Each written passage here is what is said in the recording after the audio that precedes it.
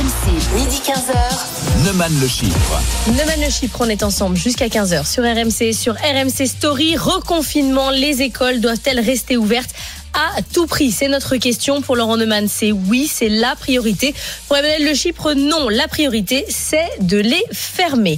On va retourner tout de suite au 32-16, voir Aurélien qui nous attend. RMC, Neumann le chiffre. 32-16. Et on est avec Aurélien qui nous attend à Péronne, c'est dans la Somme. Bonjour Aurélien. Bonjour Laurent, bonjour Manu, bonjour Laure, comment ça va? Salut Aurélien. T'es un habitué. Non, Aurélien. Le retour. Me dis pas, Aurélien, tu as 16 ans, tu es lycéen, tu nous appelles régulièrement, on peut dire ça va être au moins la troisième fois. T'es en quelle classe maintenant, Aurélien? Alors moi, je suis en attendance pour aller dans une école, donc ce sera plus vraiment des classes. Donc c'est une école en fait, donc c'est à Chilly-Mazarin en région parisienne. Donc c'est pour m'apprendre un petit peu à mon avenir, mon autonomie, etc., etc. Donc j'aurai plus vraiment beaucoup de cours, mais ce sera plus des cours sur mon apprentissage et sur mon autonomie plus tard. Bon, tu veux me faire plaisir, Aurélien? Dis à mon camarade Le Chypre que c'est une connerie de fermer les écoles. Bah oui, non mais c'est pour ça que j'appelais justement, parce que oui, effectivement, désolé Manu, à chaque fois que j'appelle, je suis jamais de ton côté, mais pour le coup, là je suis clairement côté Laurent, parce que si on ferme les écoles, moi je me rappelle le premier confinement, à la fin je n'osais plus sortir et je suis comme la fille de Mélanie tout à l'heure. À la fin du premier confinement, j'ai eu un problème psychologique, c'est-à-dire que pendant quasiment jusqu'à la fin de l'année jusqu'à la fin de l'année, je suis pas retourné à l'école. Pourquoi? Parce que j'avais peur du regard des gens, j'avais peur de ça se trouve j'ai changé de visage, ça se trouve j'ai grossi, tu vois ce que je veux dire? Il y a toujours ces petites peurs de quand t'es confiné, tu peux pas vraiment faire de sport et tu peux pas vraiment prendre soin de toi quelque part. Donc en fait, comme tu peux pas prendre soin de toi, t'as toujours peur après du regard des gens. Déjà, moi, je suis quelqu'un qui ne s'accepte pas trop. Voilà, physiquement, je m'accepte pas du tout. Mais encore plus maintenant, après le confinement, tu vois ce que je veux dire? Donc oui, pour moi, c'est une connerie de fermer les écoles parce que, mon argument, c'est tout simplement, les jeunes, déjà, à un moment donné, il va falloir arrêter parce que, moi, je respecte tous les gestes barrières, je respecte le gel, je respecte tout.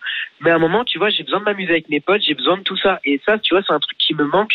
Et des fois, franchement, le soir, dans ma chambre, je me dis, mais à quoi je sers? À quoi je sers dans ce monde? Parce qu'aujourd'hui, on est devenu que le décor. On n'est plus rien.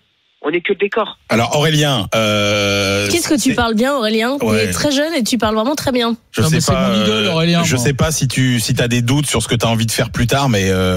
j'ai déjà... Je vais faire de la radio. Ah bah ouais, mais je pense que t'es bon, Aurélien. Non, mais tu pourrais faire de la radio, tu pourrais être avocat, tu pourrais être... Alors là, tu vois, Aurélien, il est en train de il est en train de chercher un moyen de pas te répondre. Pas du tout. Puis surtout, il t'a pas dit, il te te répondre, Aurélien, parce que ce que tu as dit, et je trouve que tu as ce talent de dire de façon brève et efficace ce que beaucoup de gens pensent. Et moi, je suis fasciné par cet argument qui consiste à dire il va falloir arrêter. Parce que je t'ai entendu, tu as dit il va falloir arrêter. Mais c'est ça que vous ne comprenez pas, parce que vous êtes tous là, avec les larmes aux yeux, à essayer de m'expliquer que, évidemment, le confinement fait des dégâts. Mais qui a dit le contraire? Et certainement pas. Attends, Aurélien, qui dit que l'école n'a pas plein de vertus, que c'est pas extraordinaire? Mais je suis absolument pas en train de dire ça. Moi, ce que je défends, c'est que aujourd'hui, à force de ne pas lutter véritablement, violemment contre cette épidémie, on reste dans ce climat finalement de vie contrainte. On est toujours entre deux. Tu es perdu, Aurélien, comme beaucoup d'autres. Et moi, je dis l'urgence absolue, c'est que ça s'arrête le plus vite possible. Et encore une fois, quand je vois le classement qui est sorti sur la façon dont tous les pays ont géré la crise, où la France occupe quand même un brillant 73e rang, je me dis que dans les pays qui ont choisi les confinements durs et qui s'y sont tenus et qui sont aujourd'hui sortis de la crise, je pense qu'on a des leçons à prendre. Donc moi, je suis conscient de tous ces dégâts. Ce que je dis, c'est que prendre des décisions molles et laisser les écoles ouvertes, c'est une décision molle. Ça va nous maintenir dans un climat délétère pendant des mois qui va être plus usant encore qu'un confinement. Bref, je ne dis rien d'autre, Aurélien.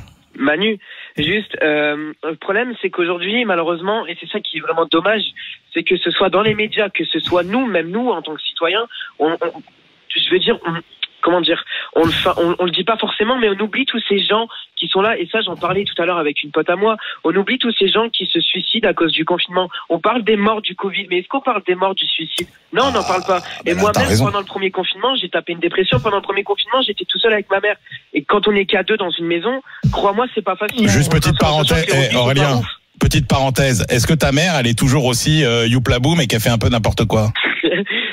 Non, là ça va un peu mieux parce que Bon. Non, c'est clairement calmé là, ça va. On dit pas de sa maman qu'elle est youplaboum. Si. Ça va pas. La Rappelle-toi, question, Aurélien, il est-ce nous que avait- ta il nous avait mère est raconté que- youplaboum? Non, mais il nous avait raconté que sa mère, Oui, elle faut que n'était tu pas toujours contextualises, raisonnable. parce que là, Oui, Aurélien, il nous a déjà appelé pour nous expliquer que sa mère, Elle était sortie. elle était un peu. Aurélien, juste pour te faire sourire, il faut que tu saches que l'expression youplaboum, c'est Maurice Chevalier, donc c'est une chanson d'avant-guerre, hein, avant la première peut-être guerre mondiale. Donc si tu veux, c'est les références d'Emmanuel. Mais Tu comprends pourquoi il résonne Aurélien, comme ça. tu Ouais, vois. je vois à peu près l'âge. Aurélien, là Oui, où c'est ça.